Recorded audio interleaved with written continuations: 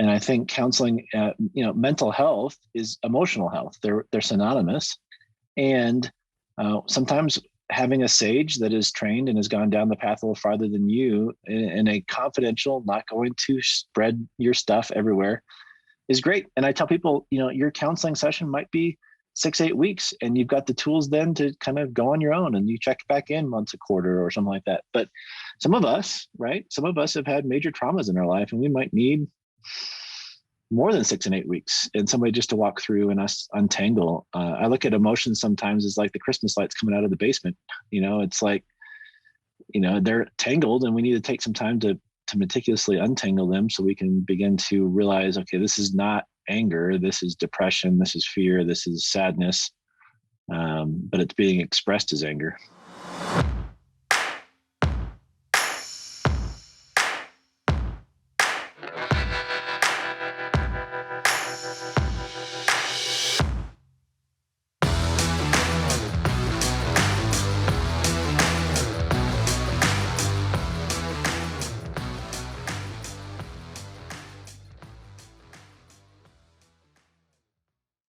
Mark, hey. What's up, man? How you doing?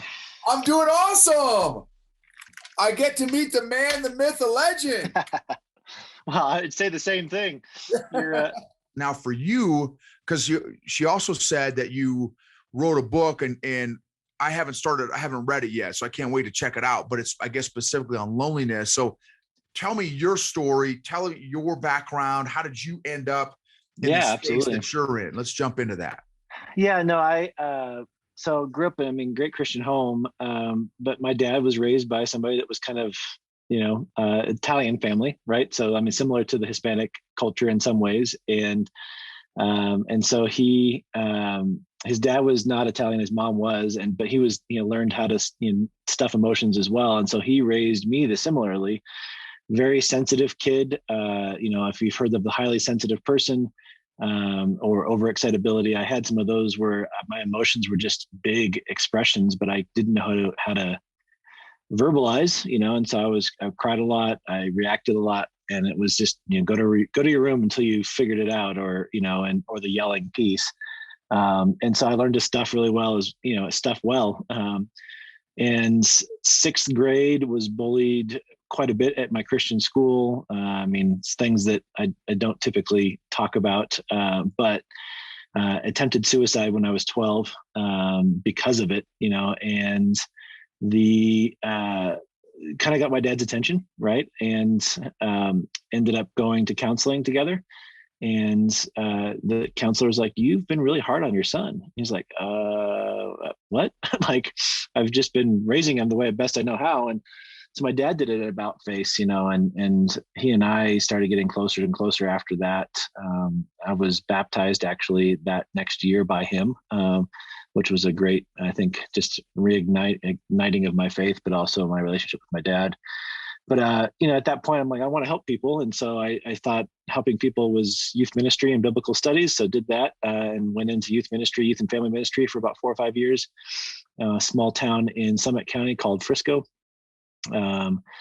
And did a lot of fun work with these kids, but then had one kid that died by suicide, another one that was overdosed, or it didn't die. But I'm like, I had no narrative for the church, for parents, for anybody. And so ended up, my wife and I had been married about 10 months by that time. And I just said, I need some more training. And so we approached the elder board, and I said I wanted to go back to school, and they basically said, choose school or choose us, but you can't do both. And I'm like, well, okay, we prayed about it and said, see you later. So I went to Denver Seminary, got my master's in counseling there, and then worked in the inner city with gang members and juveniles in the justice system. Did a lot of substance abuse work groups, did inner city youth ministry for a while. And then as that got a little bit more dangerous and our kids were, Hannah was 2, 3, 4, 5 years old, and we're like, I need something a little more stable, a little less dangerous. And so we ended up picking up and coming down to Colorado Springs, and I worked community mental health for 5 years. And that time started my PhD program in clinical counseling and supervision. And basically kind of hit the circuit in clinical community or the community mental health. I did in-home family therapy, did equine therapy with vets. I did in kids. I did in-clinic therapy, and then restorative justice, social justice stuff with teenagers. And then, I think Kathy knows this, but my wife had childhood leukemia. And so she wanted to start looking for a counselor just to work through some stuff. Called, I think, 7 or 8 people, and nobody called her back.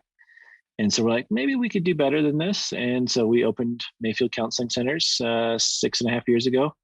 And we've grown in 6.5 years. We're a nonprofit counseling center, so we don't want money to be an issue for people. And so 6.5 years later, we're 30 some odd counselors, 20,000 appointments a year. Just taking care of people as best we can. So. Wow, that's amazing, bro. Man, what an incredible story. That is amazing.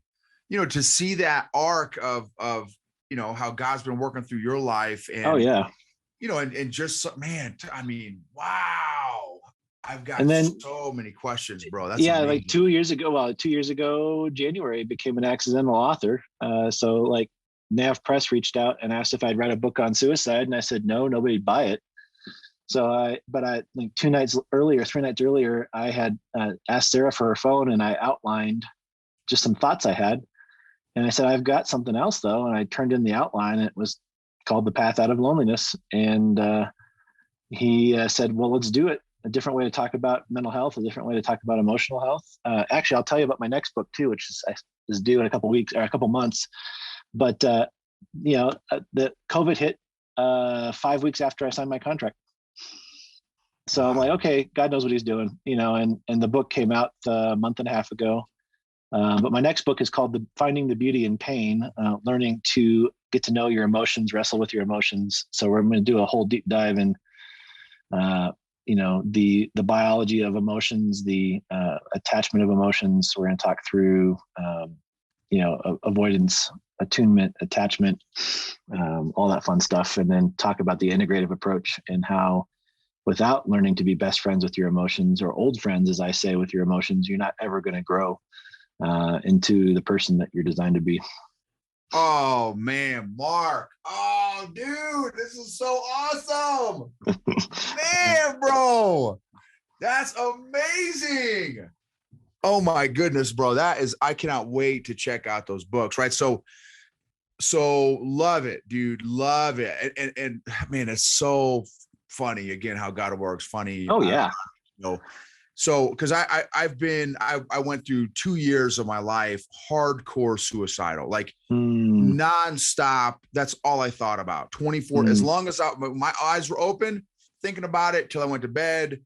Woke up thinking about, right. So for 2 years straight, and then probably another decade after that of depression, but not the intense. It kind of spots and waves of suicidal stuff, but intensely 2 years, and then a decade of depression, and then, and still, and thankfully now, number one, I'm healthier emotionally. Number one, number two, I'm starting to build on my emotional coping tools. So I finally have tools now, which I'd never had those tools before. And so, I love the path out of loneliness. Absolutely love that. Right. Cause one of the things I've been saying, in fact, I talked to this doctor who, he's an addiction guy, does all kinds of addictions and stuff, has a whole bunch of centers and stuff. I met him in this course we were taking for this business course. Anyway, he said, Noble, no one's talking about the silent pandemic of depression, addiction, suicide, domestic abuse has all double or triple percentage growth. No one's talking about that. Everyone's talking about make sure you get your shot and get your mask on, right? And that's why I think the book came out right when it needed to, because I really link everything back to, and basically I think it's the seminal work on the integration of mind, body, spirit conversations. And so, everything that you just listed off, I totally agree. It's the silent pandemic, but I think it's linked to not being seen, known, valued, and loved. And we're not being able to regulate our own thought processes or emotions because we have no safe people around us. And so as a result, we're choosing things to numb. So addiction, pornography, whatever that looks like, food, depression, anxiety, all that stuff creeps in. So, one of the things that I've been saying a lot during the last year and a half on my podcast is, what's the emotional health or the emotional intelligence of our nation? Right. And like you expressed, I mean, just look around. I mean, I don't think it's rocket science to tell, like, we're not doing well. And one of the things that I tell a lot of people, I'm like, how many of us have been trained on how to acknowledge, identify, process, and manage our own emotions? Right. Nope, we don't. There's no manual on. There should be, but there's not. Right. That's exactly right. So for you to say, so again, I can't wait to check out your books, the path out of loneliness, and then finding the beauty in pain. The intersection again of mind, body, spirit, how to be homies with your old emotion, you'll be old friends or your emotions. I love that concept. And then also that concept of not, the impacts and consequences of not feeling seen, known, valued, or loved. This is one of the things I've been saying too, is like, guys, like, okay, I get it. Whatever your stance is on vaccines and masks, got it. Okay, sure, got it. Sure. Whatever it is, it's fine. When you lock up and or isolate relational, social beings like humans for a year and some change, there are going to be some massive consequences. We're going to have millions of people that do not feel seen, known, valued, or loved while they are rocking their ninja mask and all their vaccines and boosters, right? There's consequences for that. Well, you want to take it even one step further. I mean, I did a 3-hour talk at a conference in Florida about a month and a half ago. And in my research, I found that non-natural cause deaths, not old age. Non-what? Non-natural causing deaths. Oh, non-natural. Not old age and that kind of stuff. But, the CDC tracks deaths like cancer and cardiovascular health and Alzheimer's and lung disease and kidney disease and all this kind of stuff. And we saw a 15.7% increase from 2019 to 2020. And my hypothesis is it's because those are relational diseases, in my opinion. The health of our relationship and connectedness directly is linked to our cardiovascular health. We've proven that, to our neurological health, to our circadian rhythms, to all these things that if we're not having a trusting relationship, that we're in connection with somebody else, our systems start to shut down. And we see that all the time. The flow of blood in our veins can be linked back to relational health. Veins are more constricted when we're stressed and we don't have anybody around, right? And if we're not processing our emotions, we can kind of funnel that line of reasoning down to our cells. Wow. I never, and I guess that's what we're talking about, but I never, made that, relational diseases. I mean, that connection of those two words is massive. And then there's a psychologist that has written a few books that have been life-changing for me, Dr. Henry Cloud. Oh yeah. Right. Boundaries and Changes That Heal. Right. And, one of the things he goes live pretty consistently. And one of the things that he says on a pretty regular basis is that your social support network is as critical in your mental and emotional health as any other aspect of your life. Yeah, absolutely. And so to your point here about, man, I love that relational diseases, man, that is so, and for me as a people guy, right, that resonates big time, Well, yeah, I mean, my dad was, fighting for his life in early 2020 due to a botched cancer surgery. And, one of the things I just noticed, I pay attention. I'm a people watcher, like not to creep people out, but I just watch people. I observe. It's kind of the sociologist and psychologist in me. And, and I noticed that the people that were getting out of the ICU quicker is the people that had somebody that stayed by the bedside overnight. You are kidding me. And the ones that didn't come out or didn't make it were, didn't have anybody show up. And it goes to show that our systems need each other. And, and my dad is great today. Like we're back playing golf, we're back hanging out. He was in the 1%. He had 8 surgeries due to a botched prostate cancer surgery. And the doctor basically said, I don't know how you're alive. I'm like, well, I do.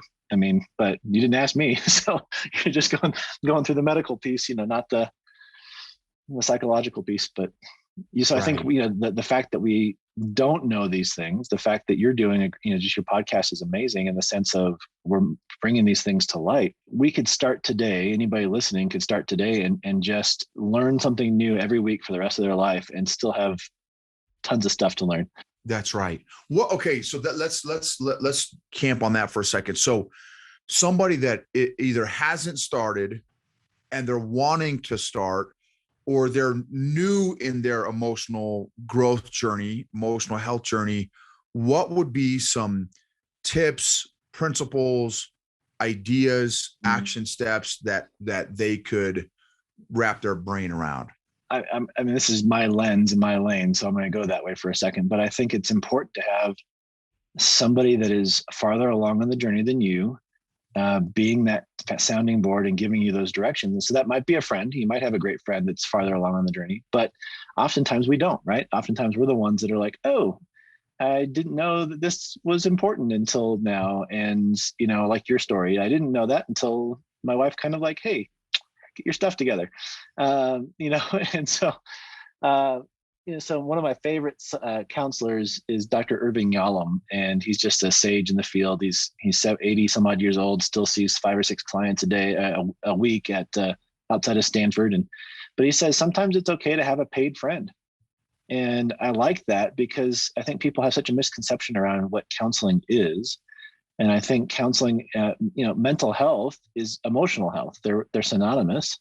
And sometimes having a sage that is trained and has gone down the path a little farther than you in a confidential, not going to spread your stuff everywhere, is great. And I tell people, your counseling session might be 6-8 weeks, and you've got the tools then to kind of go on your own, and you check back in once a quarter or something like that. But some of us have had major traumas in our life, and we might need more than 6 and 8 weeks and somebody just to walk through and us untangle. I look at emotions sometimes as like the Christmas lights coming out of the basement.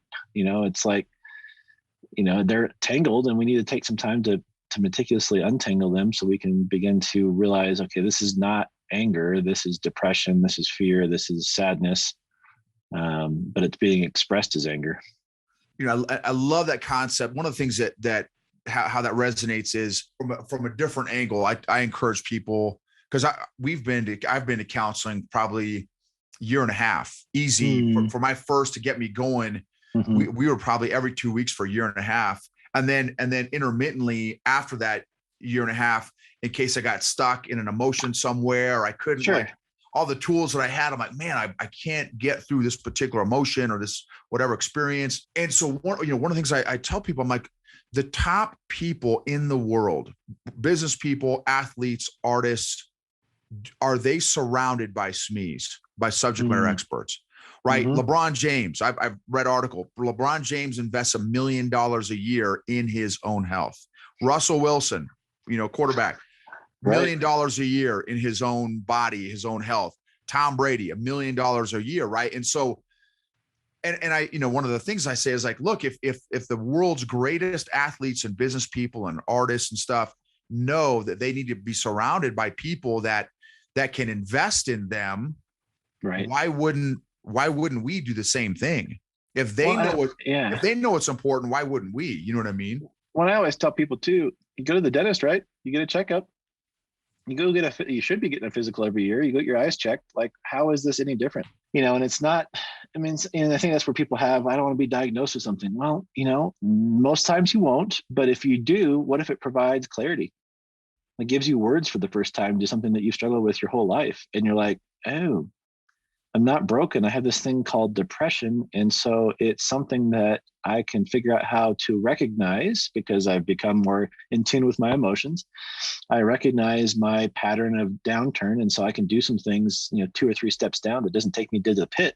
Right. And now I've, I might struggle with some sadness for a couple of days, but it doesn't go into full blown depression because I've recognized that when I get antsy or irritated or in my head, or I start feeling my chest like I can't take a deep breath anymore, or whatever, those are warning signs. I probably should slow down and take care of myself and do this and that, And so that's, where counseling comes in. And I think, why wouldn't we go in and get a checkup? I always tell people to do a 1 month checkup, go in and do an intake. If you have a counselor on speed dial, then go back and see them and say, hey, I'm going to just check in once a quarter. Maybe we'll do a month, once a year, just to make sure you do some tests on me, make sure we're good, and if I'm not good, I can call you, and you're on.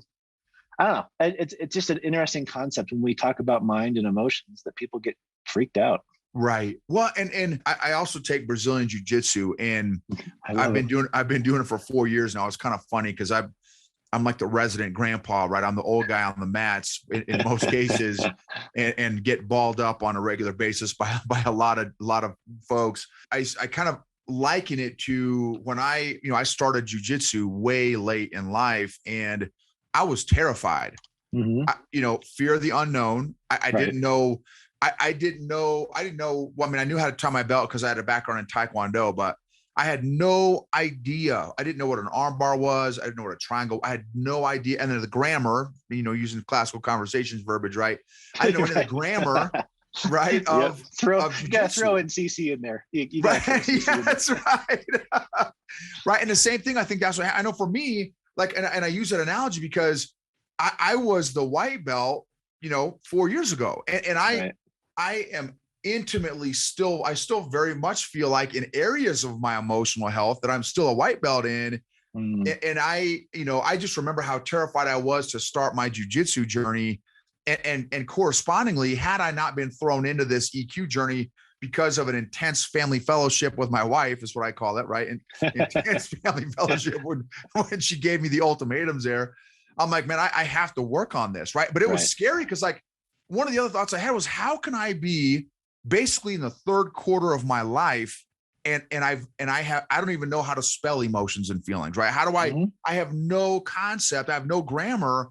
And I think for a lot of people, it's fear of the unknown, right? What, like, number one, I don't know the language. Number two, what am I going to find on the other side of this emotion? When I start pulling this thread of anger or frustration or depression or sadness, where is this thing taking me? Right.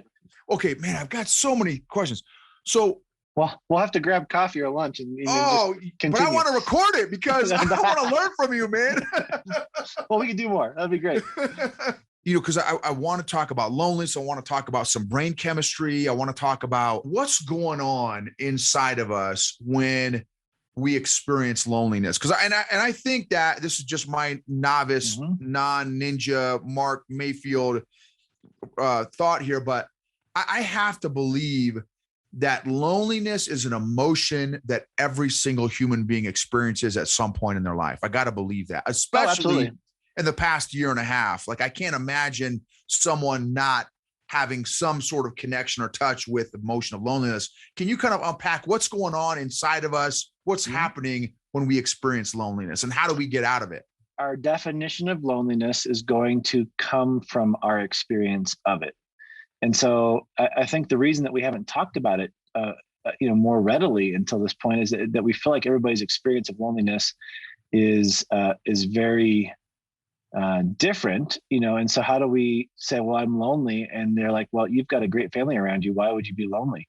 Or you've got a great spouse, why would you be lonely? And like, so there's that, I think, that judgment piece. And so, like, I'll just give you my definition and we can unpack that, but I define loneliness in the book because I feel like language creates culture in such a way that it can start a conversation. We can tweak it as we go along, but if we have no language around it, we don't really have a way forward. And so I say that loneliness is the state of being unseen or unnoticed, relationally, mentally, emotionally, physically, and spiritually. And it can be driven by a lack of purpose or meaning, relationship, and or identity. And it's marked by a deep sense of hopelessness. And I think people that are struggling with bouts of loneliness maybe don't have the hopelessness piece in there, but somebody that's struggling with pervasive loneliness, is the hopelessness piece comes in, and then it convolutes it a little bit more with different thought processes of not worth it. Why am I even here? Then that suicidal mindset kind of can creep in. And so when I look at loneliness, the state of being unseen or unnoticed, relationally, mentally, emotionally, physically, spiritually, I think is a big deal, right? I mean, all of us can go back to that point where we're talking with somebody, whether it be at church or just, friends, and they're on their phone or they're looking 10 feet past us. I had somebody about 2 months ago. Hey, Mark, how you doing? I said, well, it's been a year, pardon my French, but it's been a year from hell. I said, we've 20 months, we've had 3 parents with cancer. We've had people die. We've had all this kind of stuff. Oh, that's nice. And then turned around and walked away. And I'm like, you didn't hear anything I just said. Wow. Right. And if I didn't, and I was telling Sarah, my wife, I'm like, if I didn't have kind of the understanding that I've got, the fact that I'm a big people watcher and I analyze everything, that would have wrecked me.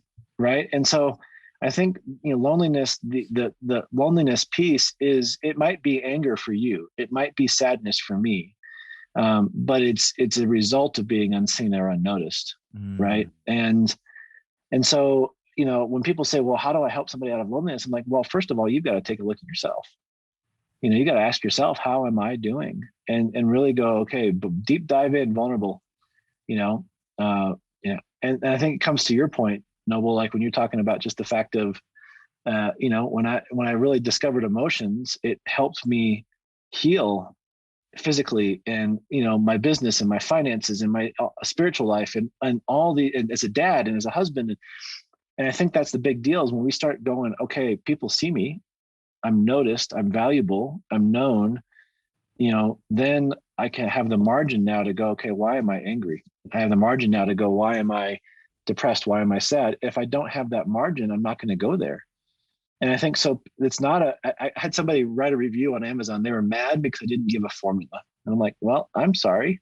First of all, you didn't finish the book, but 2, there isn't a 2 + 2 = 4 formula. And I talk through just the example of our personal and responsibility of taking the deep dive into ourselves first before we help anybody else. And so, the path out of loneliness it starts with us. But I have you can interrupt me anytime. But I have this, I love the great commandment, love the Lord your God with all your heart, mind, soul, and strength, and then love your neighbor as yourself.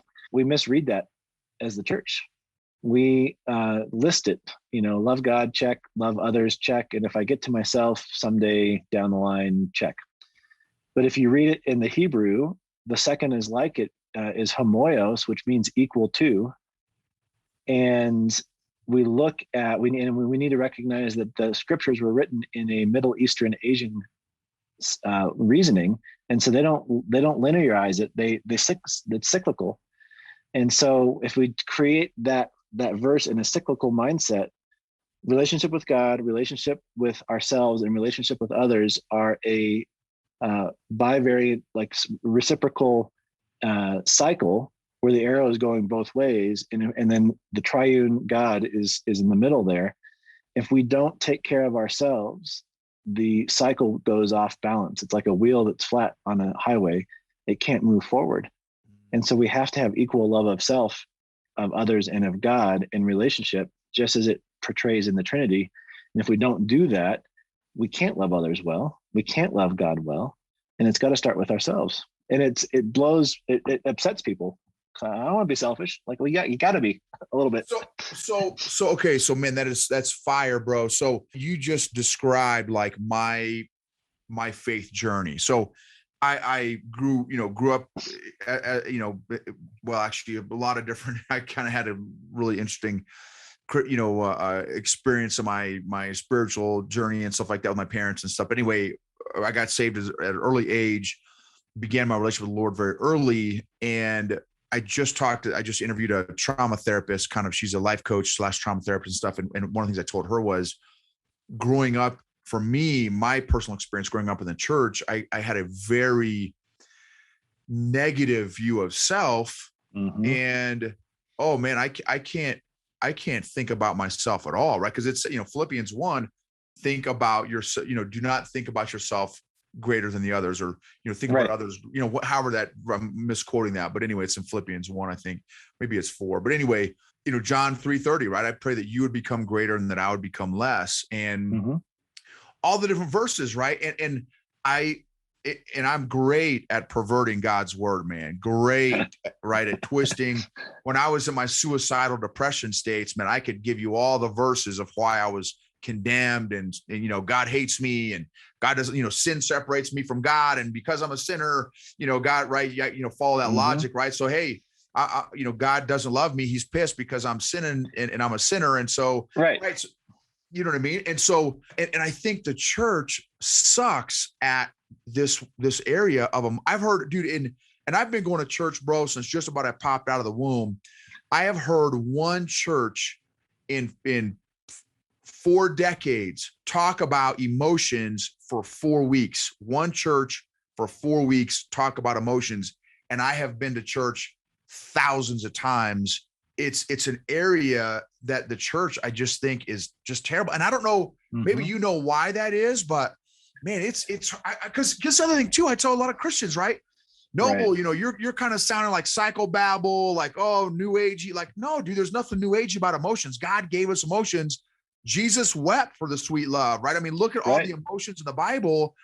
And I'm like, if it was not important, why is the divorce rate? Why are Christians just as jacked up as people who don't believe in Jesus? Well, absolutely. And I think the church has such a hard problem with it because I think they're afraid. Let's just put it that way. Why? Where's that fear come from? I'll put a period on that. I think it's because it's mysterious. I think it's, in some ways, I think they liken it to being mystical. And I'm like, well, Jesus was kind of mystical, not in the new agey, Eastern mysticism stuff, but he didn't give all the answers. He let us sit with some of that tension. And I think they're afraid that there's going to, at least in my experience, I think they're afraid that the Bible then is not sufficient. And I'm like, not the Bible I read. Science is finally catching up with scripture. I think that's a big piece of it. I might step on some toes here, but I think a big piece of it too is, especially in our mega churches, we have the celebrity Christian culture, and they want to have all the answers. And if they don't have all the answers, then somehow they're less than. It's kind of some narcissistic type of thinking there, but power and control. And so if I'm seeking outside support, if I'm telling you from the pulpit that I see a counselor and I'm struggling and it's okay, what does that do to whatever? I think it's tied up in a bunch of different things. Yeah, for sure. Well, and another thing too, again, is how many church leaders are trained in emotions, right? So very few, right? Are you going to teach me jujitsu if you don't even know it? I think you probably should kick here and, I don't, yeah, right. I mean, it's, and so that's kind of been my recent shift of just really wanting to get into places of faith and just go like, how do I engage, the doors that will open, how do I engage conversations and how to help them become better triage units? And that's basically what the church is. It should be, right?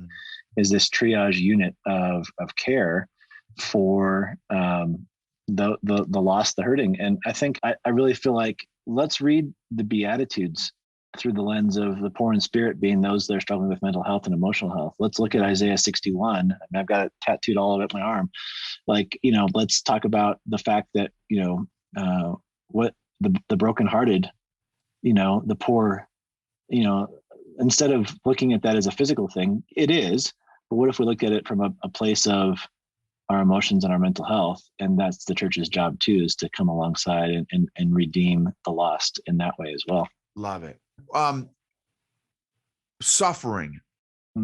So, James chapter 1, right? 2 through 12 is like the great one. He, 2 Corinthians 4, 8 through 10, I believe. And then 2 Corinthians 8 or 2 Corinthians 12, 9, 10, and 11. Those are a few of the suffering. Of course, Job, big Ranger Job, man, that guy, struggle bus of he, started the, suffering university, right? Suffering you. And I love James. James really helps me put things in perspective. How can we suffer better? How can we use it as a tool and a university, sure, not as a place where we just kind of crash and burn? Well, I think it's coming. I mean, I think as a culture, it's coming back to figuring out where where did language creep in that suffering is bad? I think one of the questions I asked somebody the other day is like, when did we associate pain with bad? Wow. I think one of the things that really frustrates me, especially in our modern culture, is there good and bad emotions. I'm like, no, there are no good and bad emotions. There are emotions. They are indicators telling us about something in ourselves. And if we say that there are good emotions, then by proxy, we are creating bad emotions. So I think pain is somewhat similar, right? So let me put it back on you for a minute. Like, I'm sure you've come home from your jujitsu classes just totally wrecked, right? Like the Yes. next morning you get up and you can hardly move. That's right? about every day. Right. Yeah. Right. But what has that taught you? And maybe the first time you came back, it was just, get me a walker. I can't get out of bed and get to the kitchen, but you stick with it and you push through it. And now, you went 10 times longer on the mats than you did, 2 weeks before because of the pain. And Wow. the pain is actually your muscles reacting to everything that happened to it and the small tears within the muscles, right? And then as you sit with those, they grow stronger. And I think the same happens with our mental and emotional pain. These last 20 months, I've said this, but it's been probably the hardest 20 months of our family's life. Wow. And yet Sarah and I have looked back and go, man, how beautiful have these last 20 months been, because God has shown up in this way. Our relationship has gotten stronger here. We wouldn't have redeveloped our priorities around what our work life looks like. We wouldn't have done X, Y, and Z. I mean, none of those things would have happened if we didn't have what happened to us.